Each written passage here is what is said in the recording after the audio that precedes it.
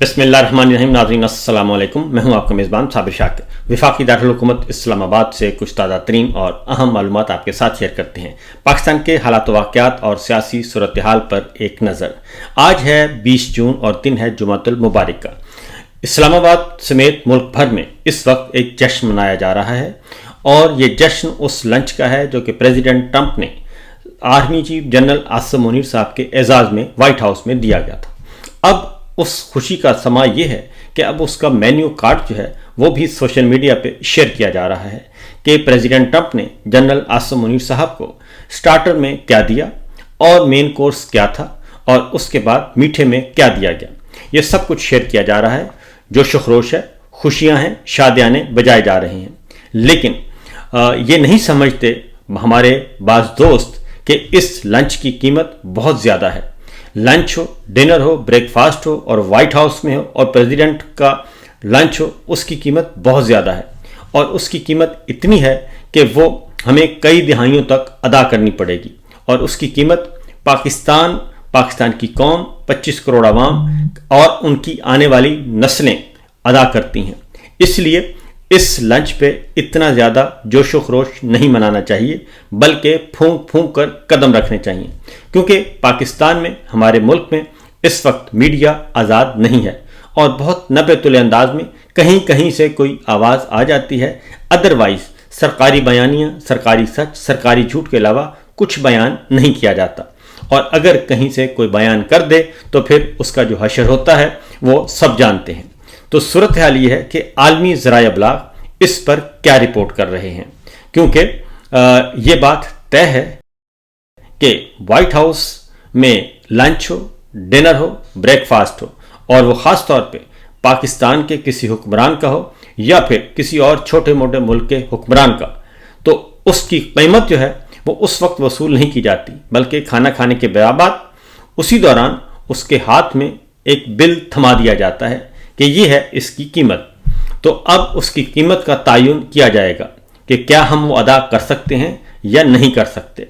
क्योंकि ये बहुत ही ट्रिकी सा मसला है। सूरत हाल ये है कि आलमी ज़राए अबलाग इसको कैसे रिपोर्ट कर रहे हैं और अंदर क्या गुफ्तगू हुई वो भी सामने आ रही है, क्योंकि प्रेसिडेंट ट्रंप का कहना है कि ईरान के बारे में मैंने क्या सोचा हुआ है ये मेरे अलावा कोई नहीं जानता। और वाक़तन अभी ऐसा ही है कि वो सुबह कुछ होते हैं, दोपहर कुछ और शाम को उनकी पॉलिसी कुछ और होती है। एक लम्हे कहते हैं कि मंजूरी दे दी गई ईरान पर हमले की और दूसरे लम्हे जब दूसरी जानिब से काउंटर होता है और चाइना और रूस सामने आते हैं तो फिर कहा जाता है कि नहीं, ये एक फेक न्यूज़ है और इसीलिए पहले खबरें आती हैं और उसके बाद कहा जाता है कि ये खबरें दुरुस्त नहीं हैं। तो सूरत हाल इस वक्त ये है कि आलमी जरीदा ब्लूमबर्ग की रिपोर्ट,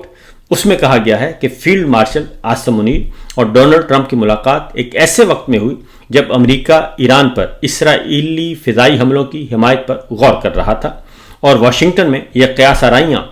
ज़ोरों पर थीं कि अमेरिका ईरान के जौहरी प्रोग्राम को तबाह करने के लिए इसराइल के हमलों में शामिल हो सकता है। मुलाकात के बाद ट्रंप ने यह इशारा दिया कि उन्होंने ये मामला जनरल आसिम मुनीर से ज़ेर बहस वो लेके आए हैं, बल्कि ये लंच और ये मुलाकात थी ही सिर्फ और सिर्फ ईरान के मामले पर। ब्लूमबर्ग ने उसके बाद जनरल आसिम मुनीर से होने वाली गुफ्तगू को रिपोर्ट किया, जो कि प्रेसिडेंट डोनाल्ड ट्रंप ने बताया, जो हम ऑलरेडी आपको बता चुके हैं, जिसका एक जुमला यह था कि प्रेसिडेंट ट्रंप ने कहा कि जनरल आसिम मुनीर मेरे साथ मुत्तफिक हैं। तो जब उन्होंने ये कहा कि वो मेरे साथ मुत्तफिक हैं तो उसके बाद फिर एक सिलसिला शुरू हो गया। रूसी सदर व्लादिमीर पुतिन और चीनी सदर शी जिनपिंग का टेलीफोनिक राब्ता, और उसकी तफसील मैं ऑलरेडी बता चुका हूँ, वो हुआ और उन्होंने कहा कि दोनों रहनुमाओं ने ईरान पर इसराइली हमलों की सख्त मजम्मत कर दी और इसराइल से फौरी तौर पर हमले बंद करने का मुतालबा कर दिया। इस तरीके से इस मुलाकात में जो कुछ भी तय हुआ, अमेरिका के साथ साथ चाइना और रूस ने पाकिस्तान को भी एक मैसेज दे दिया और रीजन के दीगर कंट्रीज़ को भी ये मैसेज चला गया कि चीन और रूस कहाँ खड़े हैं। उसके बाद एक और डेवलपमेंट होती है और वो ये है कि रूस की जौहरी तवानाई के इदारे के सरबराह ने اسرائیل کو ایران کے علاقے بوشہر میں موجود ایٹمی پاور پلانٹ پر حملے سے خبردار کر دیا۔ واضح رہے کہ بوشہر ایران کا وہ نیوکلیر پاور پلانٹ ہے جو روس نے تعمیر کیا تھا اور یہاں اب بھی سینکڑوں روسی شہری کام کر رہے ہیں۔ اس کے بعد یہ تنازع شدت اختیار کر گیا اور روئٹرز کی رپورٹ کے مطابق اسرائیلی فوج نے بوشہر پلانٹ پر حملے کو غلطی قرار دیا، جس کے بعد روسی صدر ولادیمیر پوٹن نے صحافیوں کو بتایا کہ اسرائیل نے ہمیں یقین دلایا ہے کہ اب بوشہر کے مقام پر جو روسی شہری مزید جوہری سہولیات تعمیر کر رہے ہیں وہ محفوظ رہیں گے۔ روسی وزارت خارجہ کا پھر ترجمان کا بیان آتا ہے کہ پرامن نیوکلیر تنصیبات پر اسرائیلی حملے ناقابل قبول ہیں اور غیر قانونی ہیں، جبکہ روس کے جوہری ادارے کے سربراہ نے کہا کہ اب اگر پاور پلانٹ پر حملہ کیا گیا تو یہ چرنوبل جیسے سہنے کے مترادف ہوگا، یعنی کوئی انسانی المیہ بھی جنم لے سکتا ہے اور یہ معمولی سی غلطی بہت بڑے نقصان کا پیش خیمہ ہو سکتی ہے۔ اس لیے یہ پرامن مقاصد کے لیے لگایا گیا پروگرام، ایٹمی پروگرام، اس پہ کسی قسم کا کوئی حملہ نہیں ہونا چاہیے۔ اور جو ایران میں ایٹمی پروگرام سول تنصیب ہے ایٹمی توانائی کی، اس کے بارے میں واضح طور پر روس نے بتا دیا کہ یہ ہمارا ہے اور اس میں ہماری بھی انوالومنٹ ہے۔ دوسری جانب چین کی وزارت خارجہ کے ترجمان نے یہ کہا کہ چین امریکہ کی ایران جنگ میں شمولیت کی سخت مخالفت کرتا ہے۔ بڑے ممالک کو تنازع کو ہوا دینے کے بجائے اس کے خاتمے کے لیے کردار ادا کرنا چاہیے، اور ساتھ ہی چین کے صدر نے کہا کہ امریکہ اسرائیل ایران جنگ میں جلتی پر تیل کا کام کر رہا ہے اور وہ اس پہ فیول چھڑک رہا ہے، اور امریکہ کو ایسا نہیں کرنا چاہیے۔ جنگ بندی کے لیے کوششیں کرنی چاہیے، نہ کہ جنگ کو مزید آگے بڑھاوا دینا چاہیے۔ فرانس 24 کی رپورٹ میں کہا گیا کہ چین ایران سے تیل درآمد کرنے والا سب سے بڑا ملک ہے۔ ایران خطے میں چین کے لیے گیٹ وے کی حیثیت رکھتا ہے۔ چین نے 2021 میں ایران کے ساتھ روڈ اینڈ بیلٹ انیشیٹو شراکت داری کے لیے 25 سالہ معاہدہ کیا ہوا ہے، اور چین نے تجارت کے فروغ کے لیے ایران اور سعودی عرب کے تعلقات کی بہتری کے لیے بھی مرکزی کردار ادا کیا ہے۔ ابھی تیل کی قیمتوں میں زیادہ اضافہ نہیں ہوا، لیکن اگر ایران اسرائیل جنگ میں شدت کے باعث آبنائے ہرمز بند ہوتا ہے تو یہ چین کے لیے انتہائی نقصان دہ ہوگا، اور اس لیے ایران اسرائیل جنگ میں ایران کی جیت اور تہران میں رجیم چینج کو روکنا بیجنگ کے لیے بھی انتہائی اہم ہے، کیونکہ اس کی وجہ یہ ہے کہ روڈ اینڈ بیلٹ انیشیٹو اور اس کے بعد جو چائنا کی جو اقتصادی راہداری ہے، جو عالمی تجارتی روٹ ہے، اس میں ایران بھی ایک امپورٹنٹ کلیدی کردار اس کا بھی شامل ہے اور وہ اس کا لازمی جزو ہے۔ اور ایران کے اندر جو 25 سالہ معاہدہ چائنا نے کیا ہے ایران کے ساتھ، وہ ایک طویل دورانیے کی تجارتی شراکت داری ہے اور وہ اربوں ڈالر کا معاہدہ ہے۔ اس لیے چائنا اگر ایران کو ڈسٹیبل کیا جاتا ہے، کیونکہ بنیادی مقصد ہی یہ ہے کہ وہ روٹ، وہ سارے کے سارے جو چین کی جو عالمی تجارتی روٹ ہے اس کو ڈسٹرب کرنا، چائنا یہ سمجھتا ہے کہ اس کو ڈسٹرب کرنے کی وجہ سے یہ سب کچھ کیا جا رہا ہے، وہ افغانستان ہو، وہ پاکستان ہو، وہ ایران ہو، اور وہ یوکرین کا معاملہ ہو، کیونکہ وہ اس روٹ کو خراب کرنا چاہتا ہے جہاں روس اور چائنا کے اقتصادی اور معاشی مفادات جڑے ہوئے ہیں۔ اس لیے چائنا جو ہے وہ کسی بھی صورت میں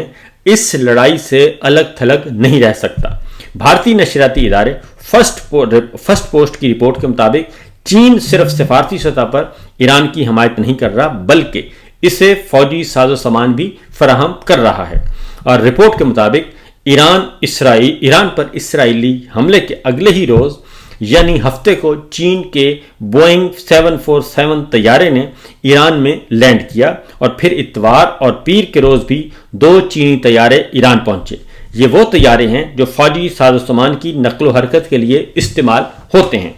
اب چائنا جو ہے وہ اور روس، ان کو کوئی دوش نہیں ہے اور نہ ہی وہ ڈرتے ہیں ایسی کسی الزام سے، اور وہ کھل کر ایران کے ساتھ کھڑے ہیں، اور اس کی وجہ میں آپ کو بتا چکا ہوں کہ اس میں تجارتی معاشی مفادات اور اسٹریٹجک لوکیشنز کی وجہ سے، اور چائنا اور روس اپنے مفادات کا تحفظ کریں گے۔ اسی لیے ایران کے اندر جو جوہری بہانہ بنا کر کہ جی جوہری ہتھیار بنا رہا ہے ایران، جوہری توانائی حاصل کر رہا ہے، اس کا بہانہ بنا کر اصل میں اب جو باتیں آ رہی ہیں وہ ہے رجیم چینج، کہ وہاں کی رجیم چینج کرنی ہے، اور وہاں پہ امریکہ حمایت اور امریکہ نواز حکومت وہاں پہ بٹھانی ہے۔ اسی لیے سابق شہنشاہ ایران کے بیٹے رضا جو ہیں وہ بھی انٹرویوز دے رہے ہیں، اور وہ دعویٰ کر رہے ہیں جناب ہم نے کام مکمل کیا ہوا ہے، لیکن حقیقت یہ ہے کہ جو رد عمل سامنے آیا اور جو ایران کے عوام نے رد عمل دیا وہ سب کا سب آیت اللہ خامنائی اور ایران کی موجودہ حکومت کو سپورٹ کر رہا ہے۔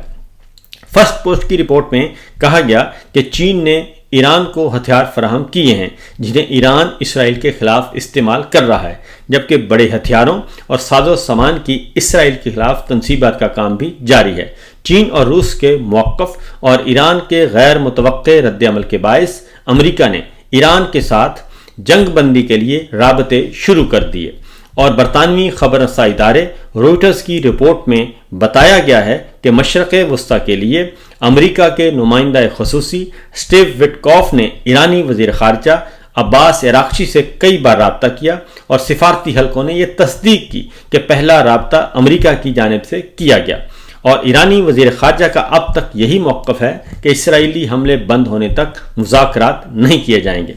موقف میں ایسی ہی نرمی صدر ٹرمپ کے رویے میں بھی سامنے آئی ہے۔ ٹرمپ جو اپنے سخت گیر موقف میں کبھی تہران کو فوری خالی کرنے اور کبھی غیر مشروط طور پر سرنڈر کرنے کا مطالبہ کر رہے تھے، ابھی تک انہوں نے ایران پر فوجی حملے کا فیصلہ نہیں کیا،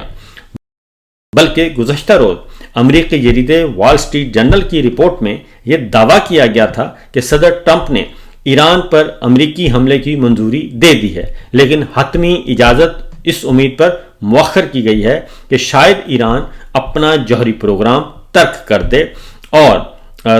دے مذاکرات کی طرف لوٹ آئے گا۔ لیکن صدر ٹرمپ نے اس دعوے کو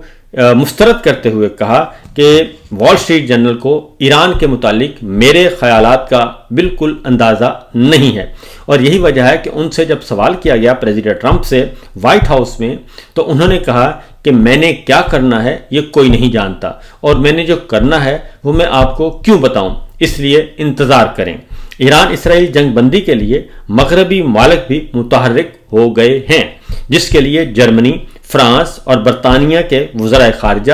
آج جنیوا میں ایرانی ہم منصب کے ساتھ جوہری پروگرام پر مذاکرات کریں گے، اور آج سلامتی کونسل کا اجلاس بھی بلایا ہوا ہے نیو یارک میں اقوام متحدہ کا۔ تو اس لیے جناب یہ ہیں اب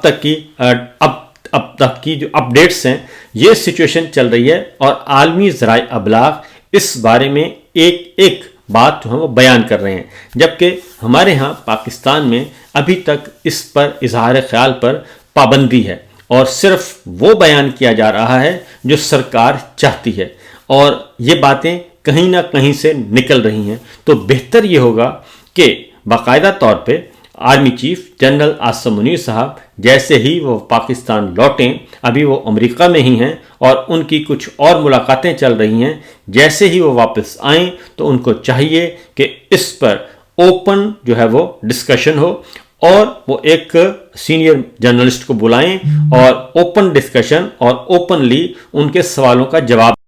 دیں، اور وہ پوری قوم سنیں۔ یہ بہت ضروری ہے۔ اس کی وجہ یہ ہے کہ ماضی میں جب بھی ملٹری رولرز نے اور یا سول حکمرانوں نے بند کمروں میں فیصلے کیے اور امریکہ کے سامنے سرنڈر کیا اور امریکی مفادات کے تحفظ میں خاموش ہو گئے اور پاکستان کے مفادات کا خیال نہیں رکھا، وہ اس کا خمیازہ پاکستان کو، پاکستانی قوم کو بھگتنا پڑا، اور ہم پچھلے تقریباً 45 سال سے حالت جنگ میں ہیں۔ کبھی افغان جنگ رشیا والی، کبھی دہشت گردی کے خلاف جنگ، طالبان کے خلاف، ملا عمر کے خلاف، اور کبھی کوئی ایشو اور کبھی کوئی، اور اب یوکرین کی جنگ چل رہی ہے، جس کی وجہ سے ہم نے اپنے ملک کو غیر مستحکم کیا ہوا ہے اور ہم قرضوں کے تلے دب چکے ہیں. ہماری معیشت پنپ نہیں سکی اور ہم پورے ملک میں اس وقت ایک سیکورٹی اسٹیٹ کے طور پر پہچانے جاتے ہیں، نہ کہ ایک ترقی یافتہ پرسکون ملک کے طور پر. فی الوقت اتنا ہی، اجازت دیجیے، اللہ حافظ.